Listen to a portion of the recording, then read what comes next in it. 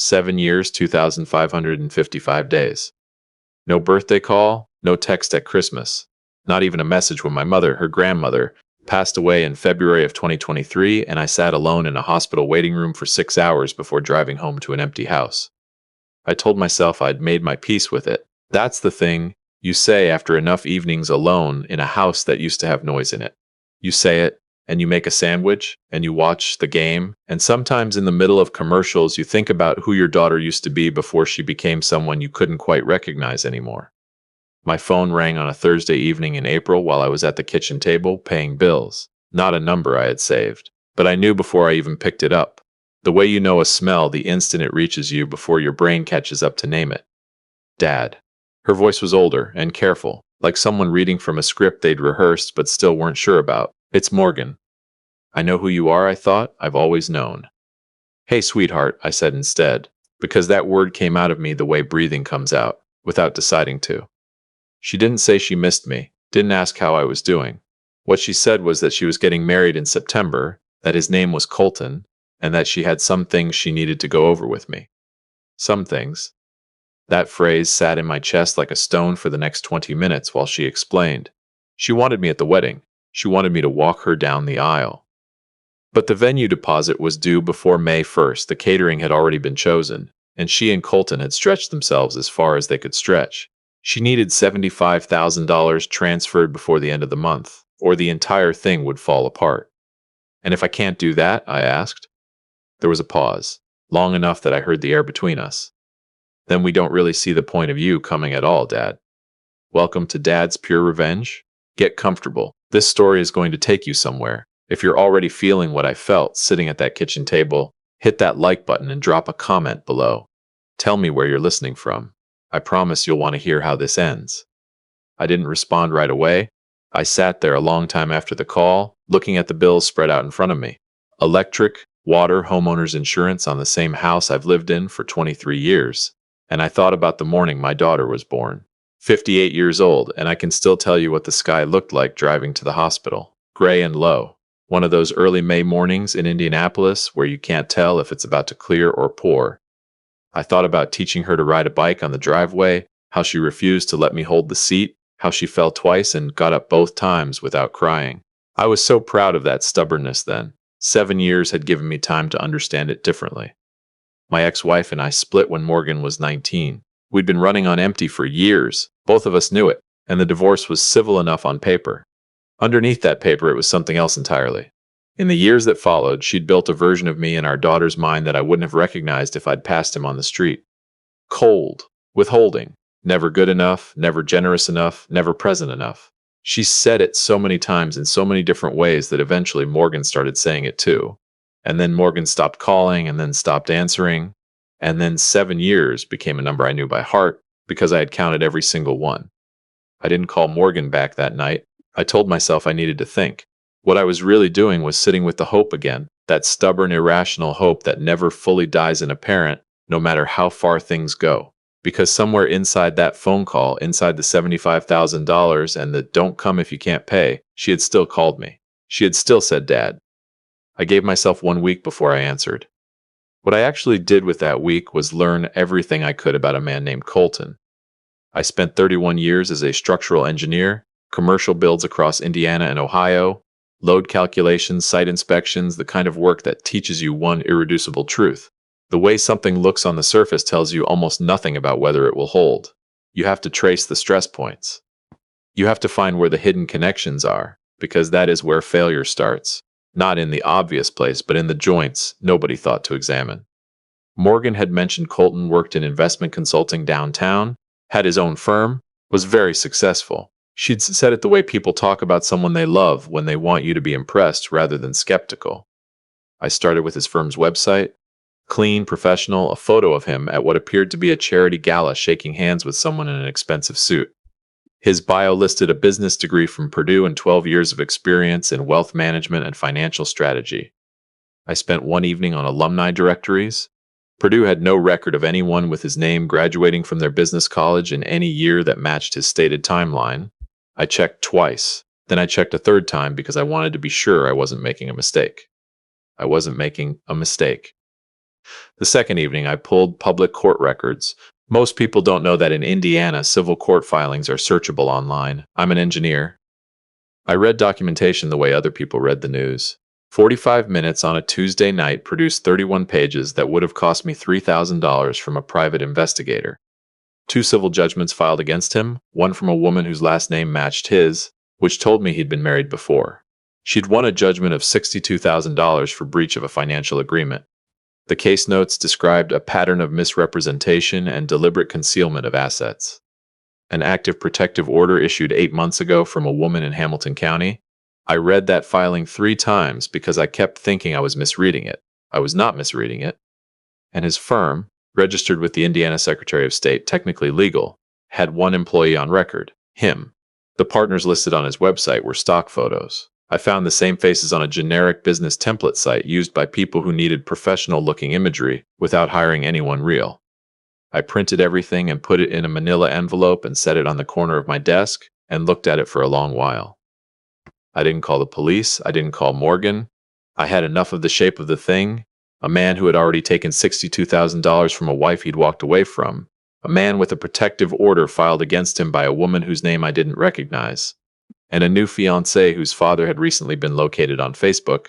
I'd posted a photo of the new truck I bought myself after 31 years of 60-hour weeks. The one thing I'd ever bought purely for myself. And apparently that photo had made its way to someone who needed it. $75,000? I thought about that number in the context of everything inside that envelope. My daughter wasn't just asking for help with a wedding, she was the next source of funding. I decided I'd go to the venue walkthrough she'd invited me to that Saturday.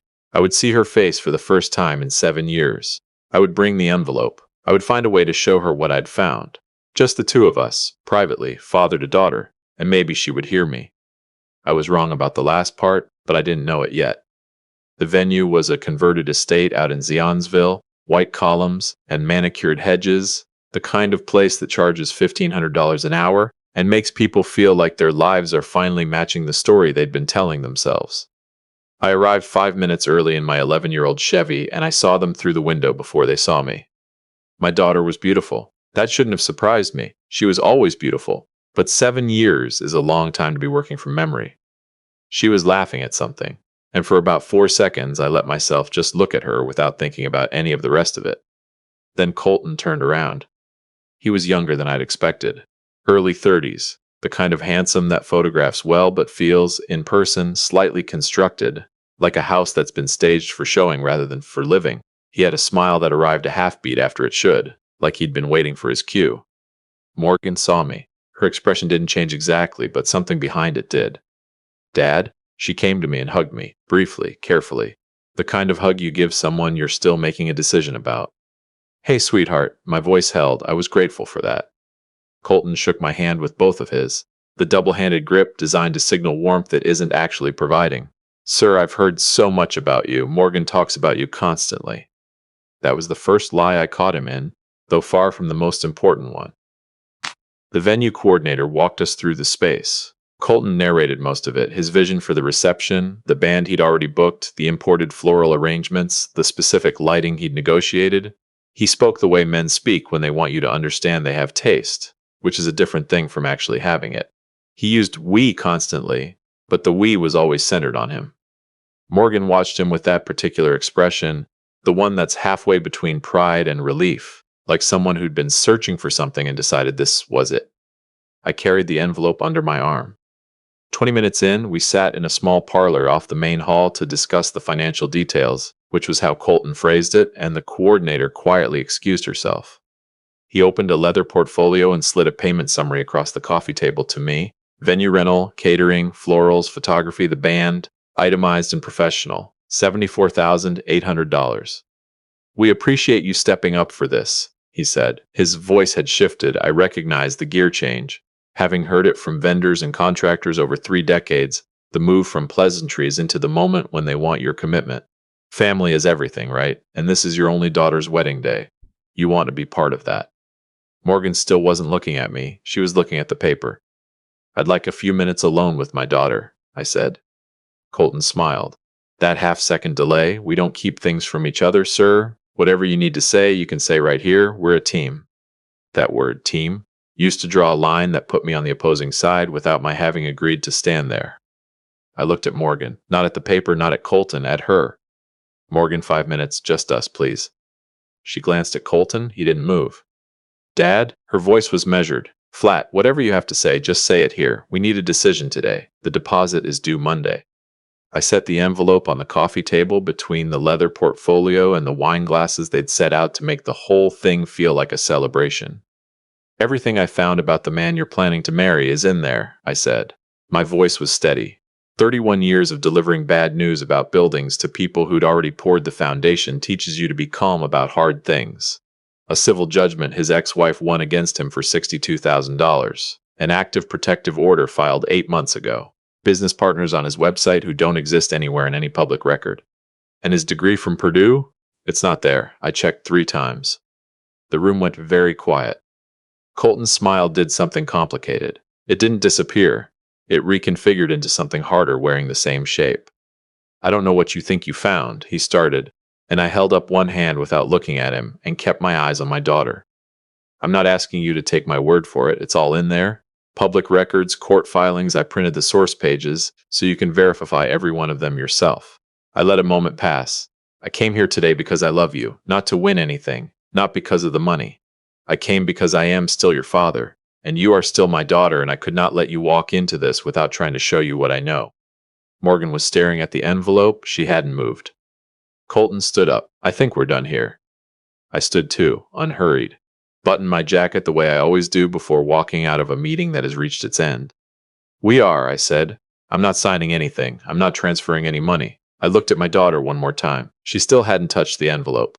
I love you, Morgan. That has not changed, and it is not going to change, but I won't fund a lie. I walked out through the parlor, through the white columns, across the gravel drive. The drive back to Indianapolis took 40 minutes, and I spent most of it watching the flat farmland go past without really seeing it. I didn't feel like I'd won anything.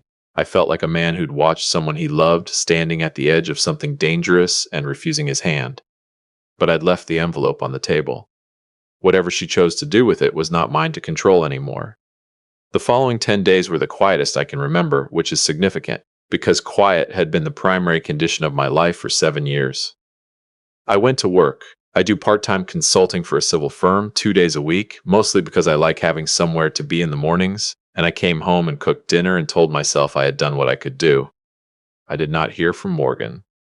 I did not hear from Colton, which I'd half expected. What I heard, 10 days later, came from a man I'd known since we worked the same job site in Columbus in 1999. He called me on a Wednesday evening, and his voice had that particular quality that voices get when someone is trying to figure out the right way to start something. Have you seen what's going around on Facebook? He asked. He sent me a link. A post shared several hundred times already, from a woman I didn't know, whose profile photo showed someone in her early 30s who looked exhausted in the particular way of someone who'd been holding on to something for a long time and had finally decided to let it go. Her post read, "For anyone in the Indianapolis area who knows a woman named Morgan who is engaged to a man named Colton, he is still legally married to me. Our divorce was filed 7 months ago and has not been finalized. I have tried to contact her directly and have been blocked on every platform. He has done this before. Please share." She had attached their marriage certificate. She had attached the pending divorce petition. She had attached a photo from what appeared to be their own wedding, somewhere with mountains in the background. Him in a dark suit wearing that same half-second smile I had seen in Zionsville. I put the phone down on the kitchen counter and stood very still. The man had been planning to marry my daughter before he was legally free to marry anyone at all. I thought about the protective order in the envelope. I thought about the $62,000 judgment. I thought about Morgan standing next to this man in a parlor in Zionsville, calling him her team, refusing to take 5 minutes alone with her father. I made a cup of coffee I didn't particularly want, and I sat at the kitchen table and I waited, because I already knew what was coming. It came at 11:40 that night. My phone lit up, a number I recognized this time. I let it ring once. Dad. All the careful scripting was gone. Her voice was raw the way voices get when crying has gone on long enough to become the baseline. Did you see it? The Facebook post? I saw it. She's lying. But the way she said it wasn't conviction. It was a question wearing conviction's clothes. What does the envelope say? I asked. A long silence. I looked at it, she finally said. Some of it. I waited.